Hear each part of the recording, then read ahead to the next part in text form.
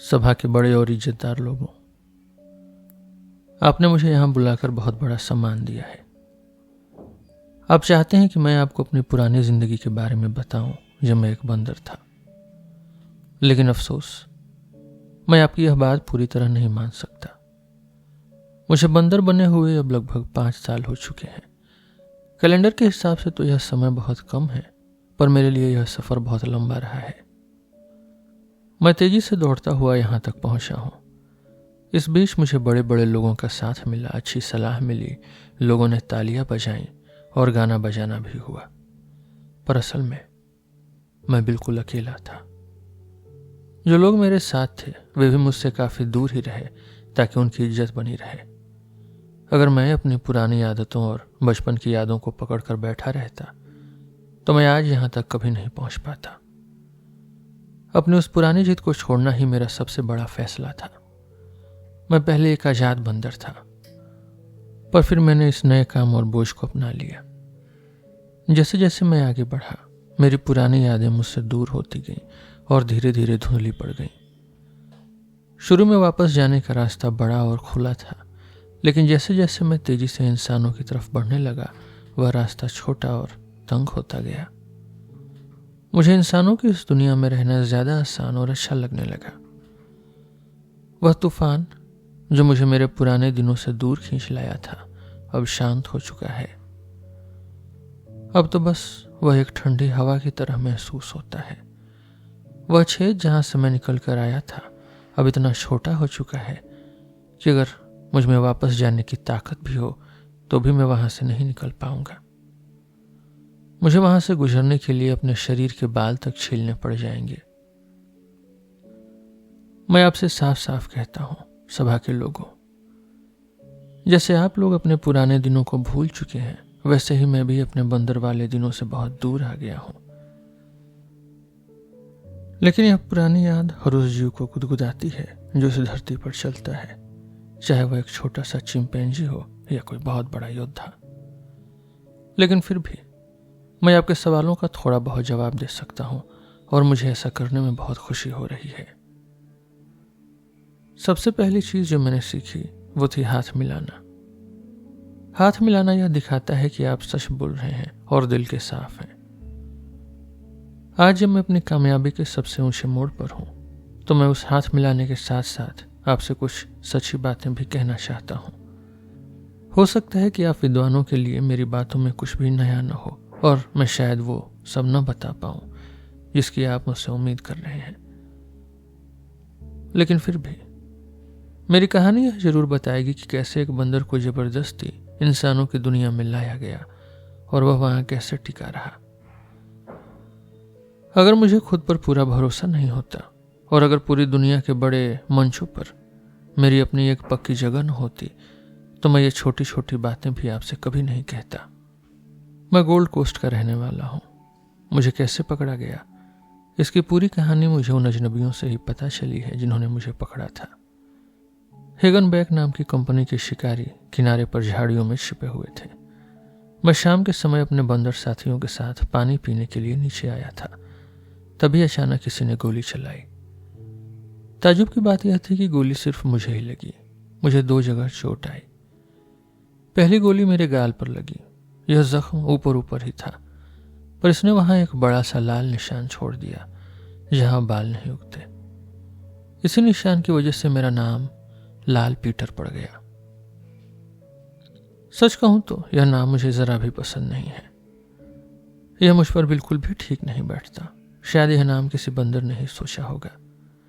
ऐसा लगता है जैसे लोग सोचते थे कि मुझ में और उस पुराने वाले मशहूर बंदर पीटर में बस यही एक फर्क है कि मेरे गाल पर एक लाल धब्बा है।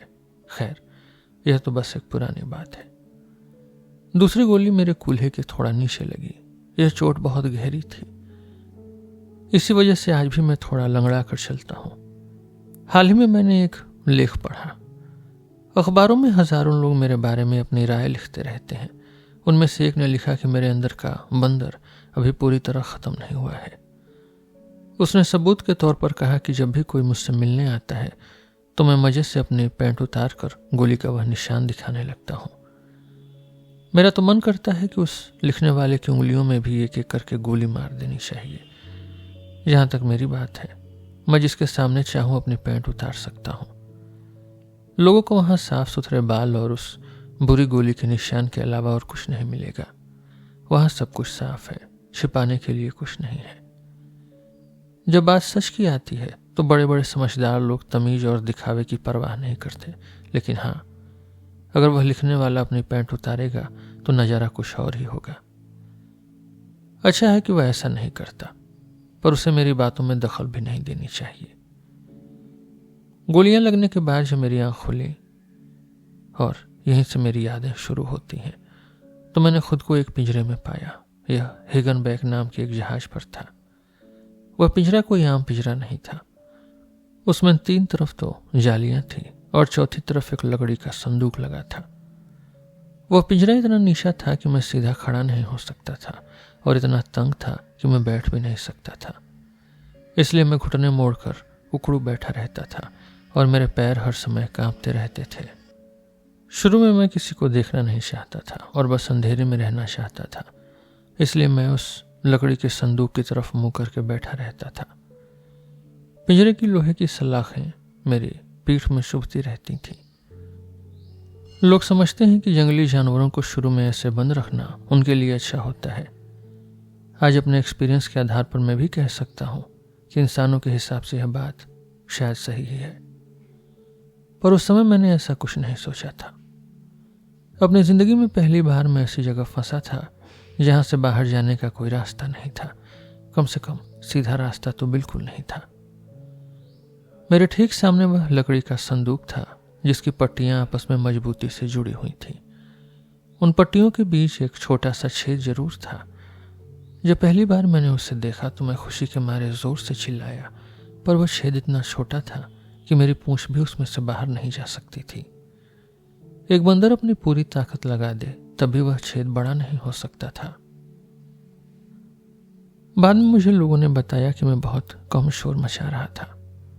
इसे देखकर उन लोगों ने सोचा कि या तो मैं जल्दी मर जाऊंगा या फिर अगर मैं इस मुश्किल समय से बच निकला तो मुझे आसानी से सिखाया जा सकता है, ट्रेन किया जा सकता है। मैं उस मुश्किल समय से बच गया।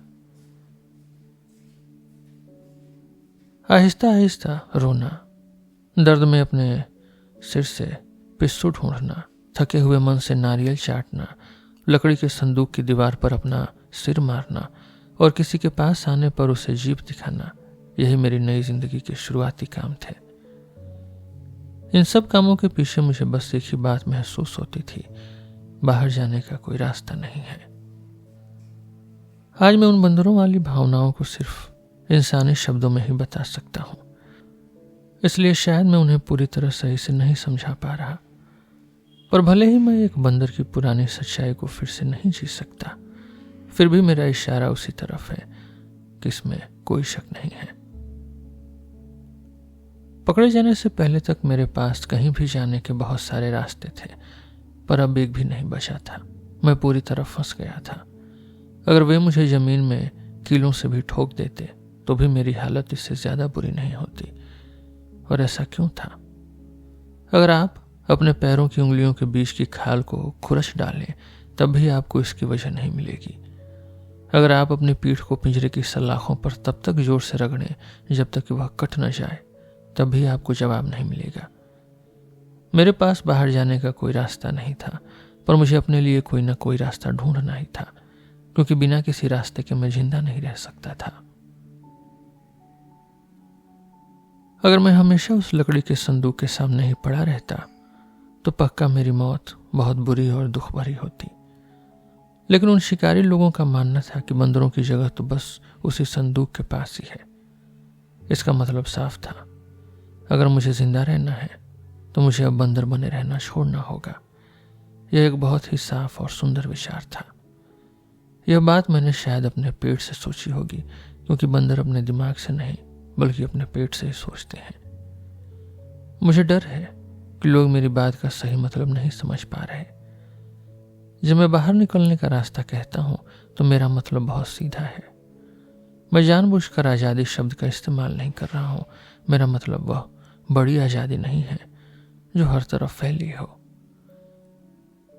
जब मैं बंदर था, शायद तब मैं उस आज़ादी को पहचानता था। मैं कई ऐसे इंसानों से भी मिला हूं जो आज़ादी के लिए तरसते हैं, पर जहां तक मेरी बात है, मैंने न तो तब आज़ादी मांगी थी और न ही आज मांगता हूं। सच तो यह है कि इंसान अक्सर आज़ादी के नाम पर धोखा खा जाते हैं, क्योंकि आज़ादी को सबसे बड़ी भावना माना जाता है, इसलिए जब वह नहीं मिलती तो दुख भी बहुत बड़ा होता है। तमाशे शुरू होने से पहले मैं अक्सर उन कलाकारों को देखता था जो छत के पास झूलों पर करतब दिखाते थे। वे झूलते थे, कूदते थे, एक दूसरे की बाहों में लटकते थे और कभी कभी तो एक दूसरे को दांतों से बालों को पकड़कर लटका लेते थे। मैं सोचता था, क्या यही इंसानों की आज़ादी है? बस अपनी मर्जी से हिलना डुलना। यह तो नेचर का, यह तो कुदरत का मजाक है। अगर कोई बंदर यह देख ले तो वह हंसते हंसते पागल हो जाए। नहीं, मुझे आज़ादी नहीं चाहिए थी। मुझे तो बस एक रास्ता चाहिए था, चाहे वह दाएं हो, बाएं हो या कहीं भी हो।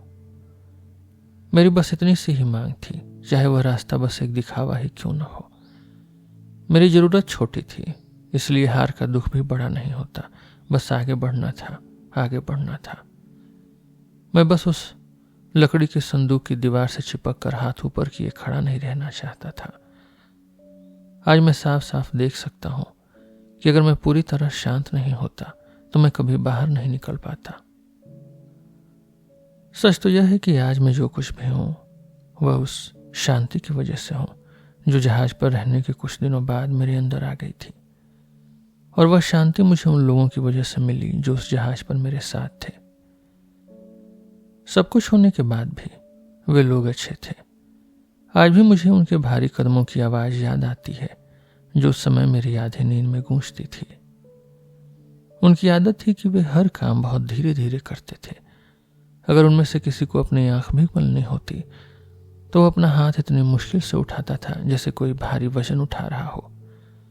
उनके मजाक थोड़े अजीब और गंदे होते थे, पर वे दिल के साफ थे। जब वे हंसते थे तो उनके गले से एक खरखराहट जैसी आवाज निकलती थी जो सुनने में डरावनी लगती थी, और उसका कोई बुरा मतलब नहीं होता था। उनके मुंह में हमेशा कुछ न कुछ थूकने के लिए रहता था, और उन्हें इस बात की कोई परवाह नहीं थी कि वे कहाँ थूक रहे हैं। वे हमेशा यह शिकायत करते थे कि मेरे शरीर के पिस्सू उन पर कूद कर जा रहे हैं, पर वे इस बात पर कभी मुझसे सच में गुस्सा नहीं हुए। उन्हें पता था कि पिस्सू मेरे बालों में रहना पसंद करते हैं और उनका काम ही कूदना है। उन्होंने इस बात के साथ रहना सीख लिया था। जब उनके पास कोई काम नहीं होता था तो उनमें से कुछ लोग मेरे चारों तरफ एक घेरा बनाकर बैठ जाते थे। वे ज्यादा बातें नहीं करते थे, बस एक दूसरे को देखकर अजीब आवाजें निकालते और लकड़ी के संदूक पर लेटकर हुक्का पीते रहते थे। जैसे ही मैं जरा सा भी हिलता डुलता वे खुशी में अपने घुटनों पर हाथ मारते थे। कभी कभी उनमें से कोई एक लकड़ी उठाता और मुझे वहां गुदगुदाता था जहां मुझे अच्छा लगता था। अगर आज कोई मुझे उस जहाज पर दोबारा जाने के लिए बुलाए तो मैं पक्का मना कर दूंगा, पर यह भी सच है कि वहां बिताए समय की यादें मुझे पूरी तरह बुरी नहीं लगती। उन लोगों के बीच रहकर मुझे जो शांति मिली उसकी वजह से मैंने कभी भागने की कोशिश नहीं की। आज जब मैं इसके बारे में सोचता हूं तो मुझे लगता है कि उस समय मुझे यह महसूस हो गया था कि अगर मुझे जिंदा रहना है तो मुझे बाहर निकलने का कोई रास्ता ढूंढना ही होगा, पर वह रास्ता भागने से नहीं मिलने वाला था। मुझे अब याद नहीं कि भागना हो सकता था या नहीं, पर मुझे लगता है कि था। एक बंदर के लिए भाग जाना तो हमेशा ही आसान होना चाहिए। आज मेरे दांत इतने कमजोर हैं कि मुझे एक साधारण अखरोट तोड़ने में भी बहुत ध्यान रखना पड़ता है, पर उस समय शायद मैं धीरे धीरे दरवाजे का ताला चबाकर तोड़ सकता था, पर मैंने ऐसा नहीं किया। ऐसा करके मुझे क्या मिलता? जैसे ही मैं अपना सिर बाहर निकालता वे मुझे फिर से पकड़ लेते और किसी और भी बुरे पिंजरे में डाल देते, या फिर मैं चुपचाप दूसरे जानवरों के पास चला जाता, जैसे कि मेरे सामने वाले पिंजरे में रहने वाले बड़े सांप, और उनकी पकड़ में अपनी आखिरी सांस लेता। या फिर मैं जहाज के ऊपरी हिस्से पर जाकर समुद्र में कूद जाता, तो मैं कुछ देर पानी में इधर उधर होता और फिर डूब जाता। ये सब तो बस हार मान लेने वाले काम होते। मैंने उस समय इंसानों की तरह इतना गहरा नहीं सोचा था, पर अपने आसपास के लोगों और माहौल को देखकर मैं अपने आप ही ऐसे रहने लगा जैसे मैंने सब कुछ समझ लिया हो। मैंने कोई गहरी प्लानिंग नहीं की थी, बस मैं बड़ी शांति से सब कुछ देखता रहता था। मैं देखता था कि वे आदमी इधर उधर जा रहे हैं, हमेशा वही चेहरे और वही हरकतें। कई बार तो मुझे लगता कि वे सब एक ही आदमी हैं। वे लोग बिना किसी रोक टोक के अपना काम कर रहे थे। तभी मेरे मन में एक बड़ा मकसद आया। किसी ने मुझसे यह वादा नहीं किया था कि अगर मैं उनकी तरह बन जाऊंगा तो मेरा पिंजरा हटा दिया जाएगा। ऐसे वादे जिन्हें पूरा करना नामुमकिन हो किसी ने नहीं किए। लेकिन अगर कोई अपना काम अच्छे से पूरा कर ले तो उसे आगे चलकर वे चीजें मिल ही जाती हैं जिनकी उसे तलाश थी। वैसे उन आदमियों में ऐसा कुछ खास नहीं था जो मुझे अपनी ओर खींचे। अगर मुझे वही आज़ादी चाहिए होती जिसकी मैंने पहले बात की थी तो मैं इन आदमियों जैसा बनने के बजाय समुद्र में कूदना ज्यादा पसंद करता। पर मैंने बहुत समय तक उन्हें ध्यान से देखा। उनकी छोटी छोटी बातों को लगातार देखने से ही मुझे सही रास्ता समझ आया। इन लोगों की नकल करना बहुत आसान था। पहले ही दिन मैंने थूकना सीख लिया। हम एक दूसरे के चेहरे पर थूकते थे। बस फर्क इतना था कि मैं बाद में अपना चेहरा चाट कर साफ कर लेता था, पर वे ऐसा नहीं करते थे। जल्दी ही मैं एक बूढ़े आदमी की तरह हुक्का पीने लगा। जब मैं हुक्के के अंदर अपना अंगूठा दबाता तो जहाज के उस हिस्से में मौजूद सब लोग शोर मचाकर खुश होते।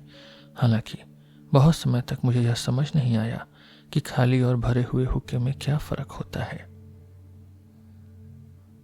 मुझे सबसे ज्यादा मुश्किल शराब की बोतल के साथ हुई।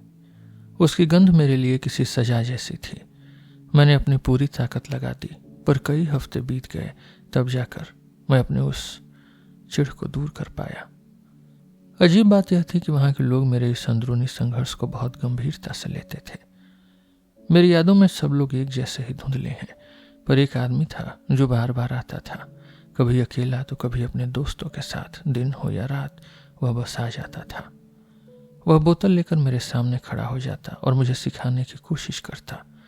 वह मुझे समझ नहीं पा रहा था, वह बस मेरी पहेली को सुलझाना चाहता था।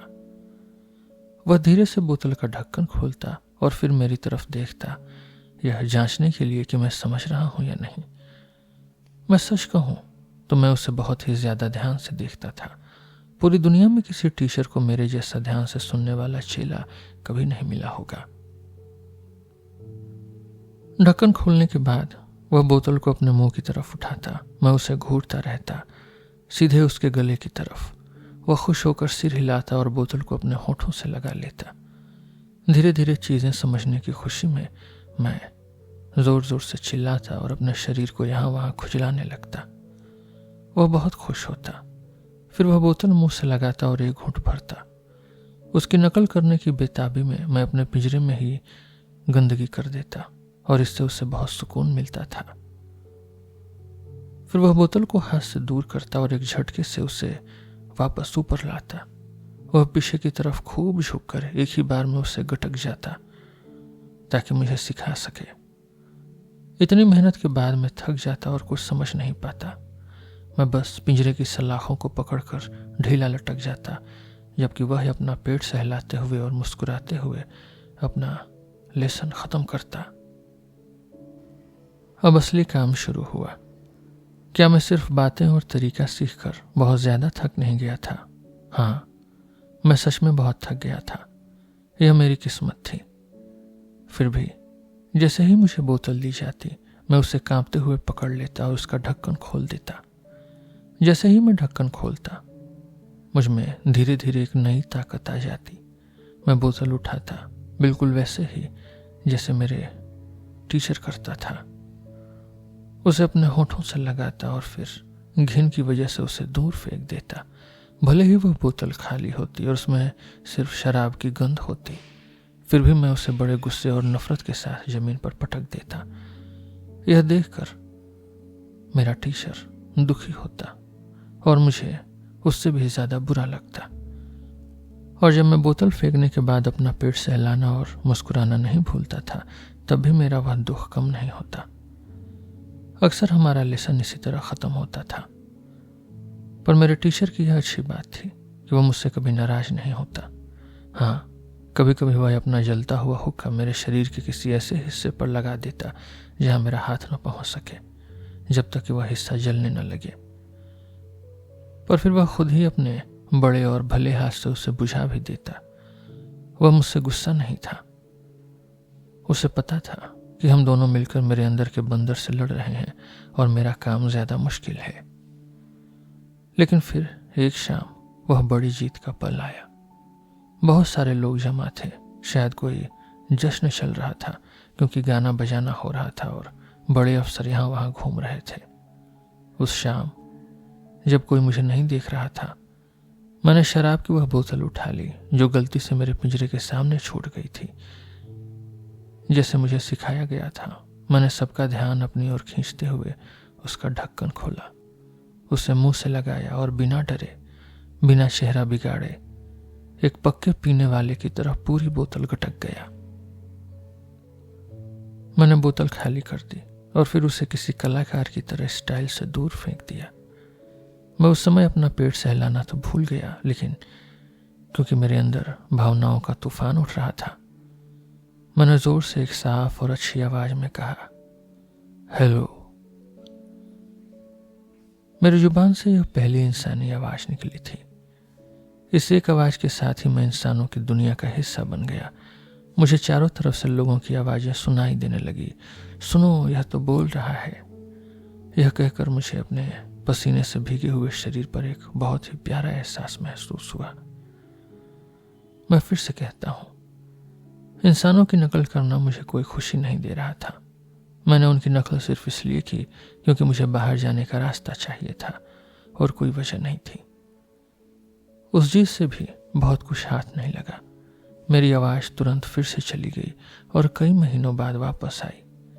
शराब से मेरी नफरत और भी ज्यादा बढ़ गई, पर कम से कम मुझे अपना रास्ता मिल गया था।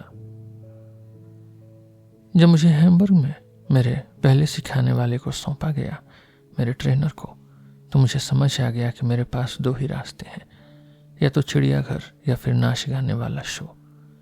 मैंने बिल्कुल देर नहीं की। मैंने खुद से कहा, अपनी पूरी जान लगा दो ताकि तुम्हें उस शो में जगह मिल जाए। वही असली रास्ता है।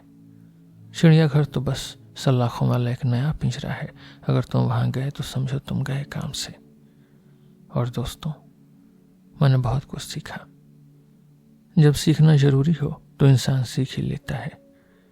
जब कोई बाहर निकलने का रास्ता चाहता है तो वह बिना दया के सब कुछ सीखता है। वह खुद को कोड़े मारकर काम करवाता है और जरा से भी ढील नहीं देता। मेरे अंदर की बंदर वाली आदतें इतनी तेजी से बाहर भाग गईं कि सीखते सीखते मेरा पहला टीचर खुद ही लगभग एक बंदर जैसा बन गया। उसे सिखाना छोड़ना पड़ा और उसे पागल खाने ले जाना पड़ा। शुक्र है कि वह जल्दी ही वहां से बाहर आ गया। पर मैंने बहुत सारे टीचर से सीखा, एक साथ कई कई लोगों से। जब मुझे खुद पर भरोसा होने लगा और लोग मेरी तरक्की देखने लगे और मेरा फ्यूचर चमकने लगा, तो मैंने खुद अपने लिए टीचर रखे। मैंने उन्हें 5 अलग अलग कमरों में बिठाया और एक साथ उन सबसे पढ़ाई की। मैं एक कमरे से दूसरे कमरे में कूद कूद कर जाता और सबके साथ पढ़ाई करता था। और कितनी जबरदस्त तरक्की। चारों तरफ से ज्ञान की जो रोशनी मेरे जागते हुए दिमाग पर पड़ी, उसका असर कमाल का था।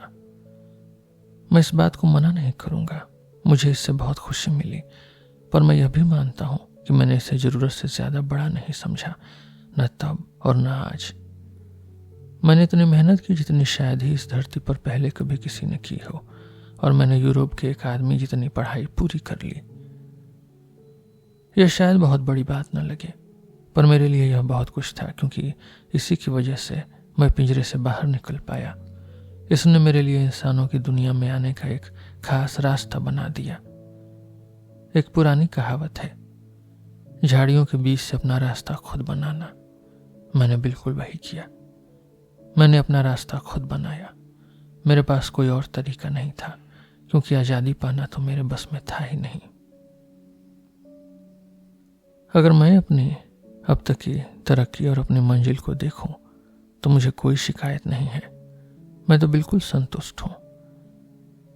अब मैं अपनी पैंट की जेब में हाथ डालकर मेज पर वाइन की बोतल रखकर अपनी झूलने वाली कुर्सी पर आराम से बैठता हूं और खिड़की से बाहर देखता हूं। अगर कोई मुझसे मिलने आता है तो मैं उसका अच्छे से स्वागत करता हूं। मेरा मैनेजर बाहर वाले कमरे में बैठता है। जब मैं घंटी बजाता हूं तो वह आता है और मेरी बात सुनता है। शाम को मेरा लगभग रोजाना कोई ना कोई शो होता है और मेरी कामयाबी अब सबसे ऊंचे मुकाम पर पहुंच चुकी है। जब मैं बड़ी बड़ी पार्टियों या पढ़े लिखे लोगों की सभाओं में देर रात घर लौटता हूं तो एक छोटी और आधी सिखाई हुई मादा चिंपांजी मेरा इंतजार कर रही होती है। मैं उसके साथ उसी तरह वक्त बिताता हूं जैसे बंदर बिताते हैं, पर दिन के समय मैं उसे देखना नहीं चाहता क्योंकि उसकी आंखों में वही घबराहट और पागलपन दिखता है जो एक सिखाए हुए जानवर में होता है। उस दर्द को सिर्फ मैं ही पहचान सकता हूं और मैं उसे झेल नहीं पाता। कुल मिलाकर मैंने वह सब हासिल कर लिया जो मैं चाहता था। आप यह मत कहिए कि मेरी यह मेहनत बेकार गई। वैसे भी मुझे किसी इंसान के फैसले या राय की जरूरत नहीं है। मैं तो बस अपनी जानकारी बढ़ाना चाहता हूं। मैं तो बस अपनी कहानी सुना रहा हूं। आप जैसे इज्जतदार लोगों के सामने भी मैंने सिर्फ अपनी एक रिपोर्ट पेश की है।